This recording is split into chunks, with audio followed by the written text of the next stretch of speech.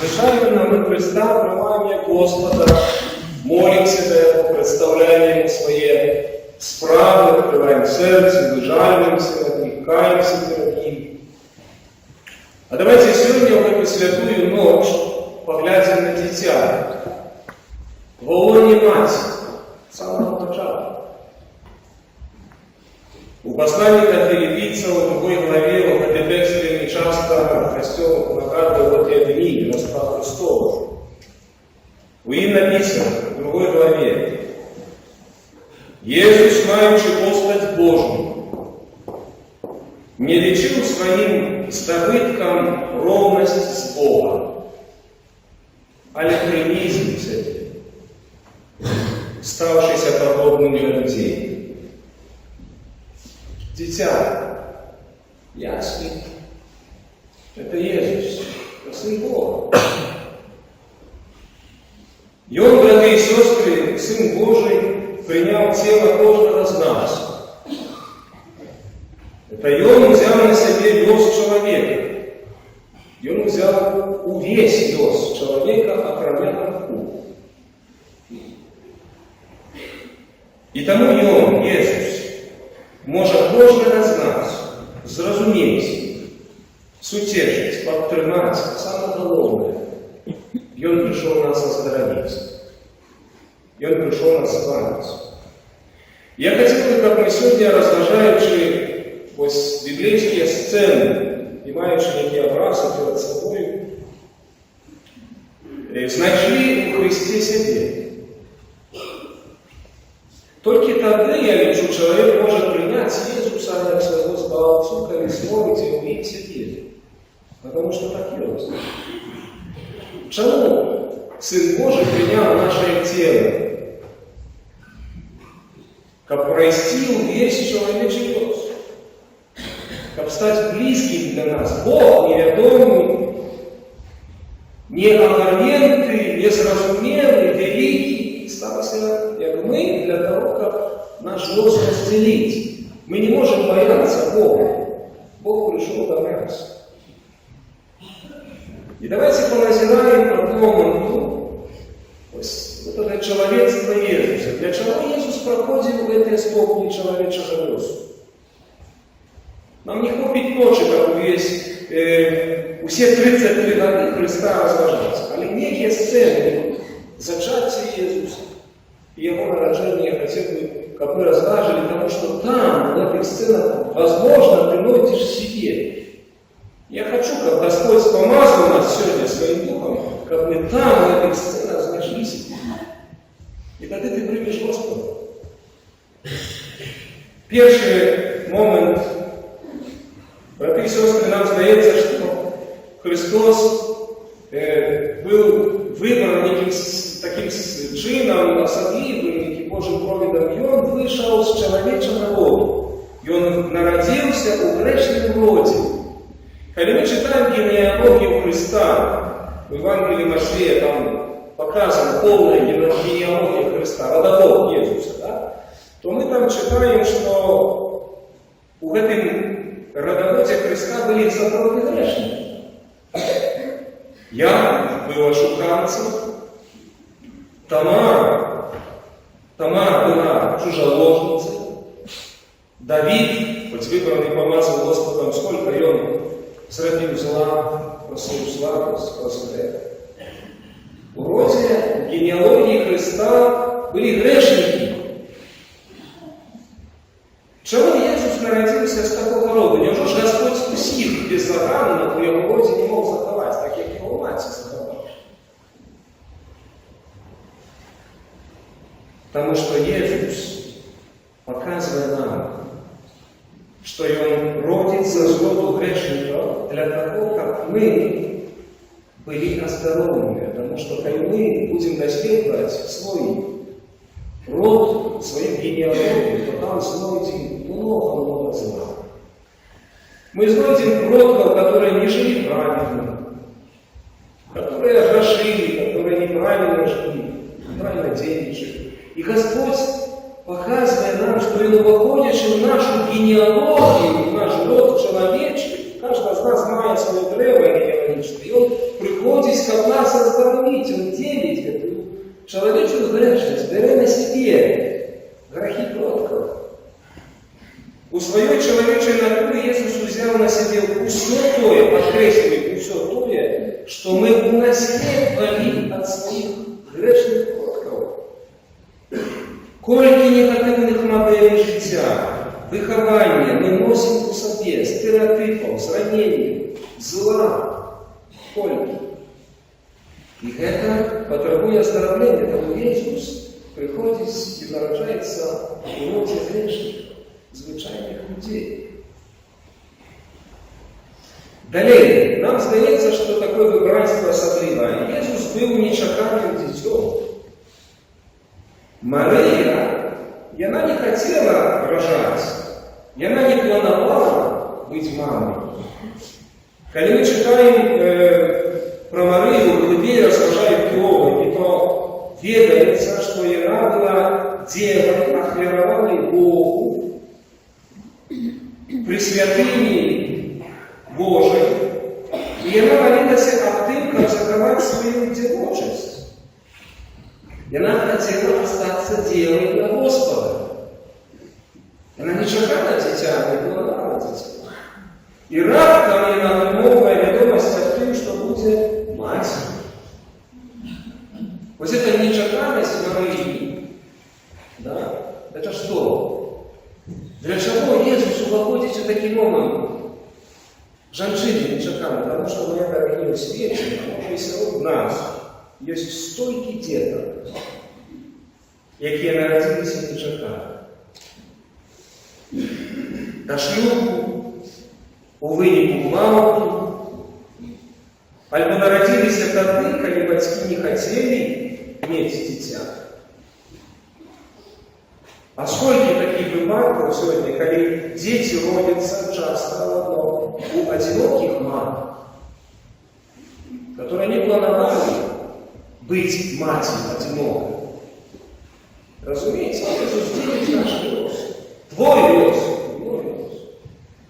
Сколько таких дел? Иисус принимает на себе этот вес. Нечаканность. Иисус не родился нечаканно, как быть с теми, кого докинос на кране. Для чего? Для того, чтобы оздоровить эту ситуацию. Далее. Иисус был зачатый неким шоком. Когда мы читаем Евангелие, то есть там такие слова. Мария сбентежилась от слова Иисуса. Что такое сбентежилась? Она в шок пережила. Приходит Алена и говорит, ты будешь мамой. Она не планировала быть мамой. И Алена говорит, ты будешь мамой. Она пережила некий шок. Сегодня уже много доказано, что то, что переживала мать, абсолютно отбивается на ее дитяти. Иисус пережил шок разом с Марией. Скажете, это был приемный шок? Ну, не ведаю. Это был приемный шок для женщины, которая перед собой наша зеленая. И Бог не чаканный план. Иисус отчувал на себе такую тревогу Марии. Иисус имел право отчувать в своей человеческой природе все тревоги человечества у зачатии кожной матери, которая в шоку зачала свое дитя. Сколько таких мамочек на земле? С самого початку основания света. Сколько таких будет мамочек, которые рожают детей, зачинают дитя в шоку. Страх, неприкоязнь, безразумелость. Иисус это делит разом с нами. Для того, как мы могли воинственности стороны. Наступний момент, у который Господь разделяє разом з нами. Ми ведаем, що життям Марії погарджали в некий способ. Зразумейте, женщина, которая тяжарная, не у суженстве, до моменту, покуда Святый не запековался ее этой шивой землей, она переживала так само стресс. Сколько є серце питання, сколько осудження у супротивления. И она терпела Навіть від своїх родних, які, напевно, мене суджали. Я це жарко? Откуда я? Она была незразумена, она была откинутая. И она переживала тревогу, тяжарный не час. И дитя, я весь час на Иисуса показываю, дитя все это переживало разом с нами. Тревогу, стресс, незразумение. Все в лоне Марии. Иисус абсолютно разделял нас у всех таких подобных детей, нас, с вами. Навошта это было Христу? Бо многие дети отчували подобное у часе пребывания в доме. Например, молодой девушке, которая в неких житевых обставинах затяжала и осталась. Эти мамочки переживали клопоты, изразумения, часто крики об аборте и так далее. Иисус, зная этот момент, и он на себе это прочувствовал. Бо Мария все это переживала. И для чего я это взял? Для того, как оздоровлять такие ситуации, как быть с нами, таким образом. Иисус взял на себе переживающего властной человечей соколости, как оздоровить подобных Ему. Наступный момент. Мы ведаем историю, читаем Евангелие, что Юза хотел покинуть народ. И Господь повинен был сам войти в эту ситуацию и в сне. И Он сказал: не покидай народ. И она избирательно, это все Божие планы, дитя, где сердцем Божий Сын. Возьми их. И тогда Юза забирает. Але Мария не отчувала до того момента, когда Иисус хотел ее покинуть. Она учится жарным. И Иисус ее не отчувал эту тревогу так само. Можем подумать, что переживают женщины тяжарные, они не разумеют, что муж их хочет покинуть. Что молодой человек, который обещал то и это, кидая их с детьми, сколько таких? Сколько детей в лоне матери переживает много. Все знаете разум. Иисус это пережил. В этой ситуации Бог пробачил все ситуации развода. Все ситуации развода. Помывание суженцев. Для того, как его сын взял на себе почти и раны этих детей. Этих мам, этих семей. Как их оздоровлять.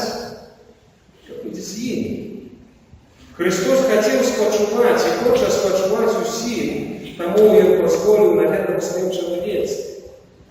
И это Иисус пережил.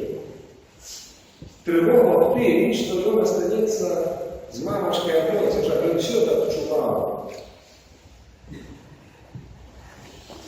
Момент наступний, коли Мария пошла до Ельжбети.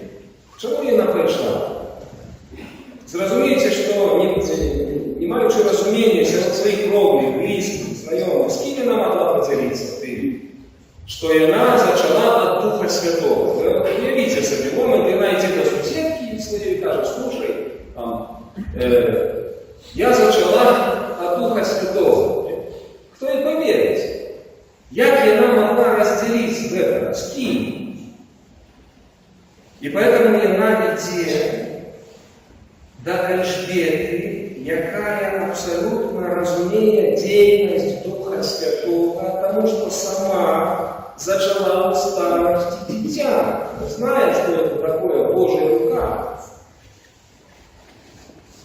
И Бог завсёды, браты и сестры, пошле вам своего анёла в постаті человека, який знайомиться з Святим Духом, Божого человека. Тому шукать нам треба людей и молиться, как Бог нам послал такого анёла. И тут Мария отчувала себя откинутой, незразумелой, и тому она идет до Ельжбети. И дитя это тоже разумело. Але Бог, Отец, посылая таким стане людям своих анёлов. Коли ты подобна Марии, некая женщина, можешь переживать, каким он памятный Бог заўсёды пошлет без своего анёла, который тебе зразумеет, утешить, подпрымая, как и Марию. Иисус это все переживал.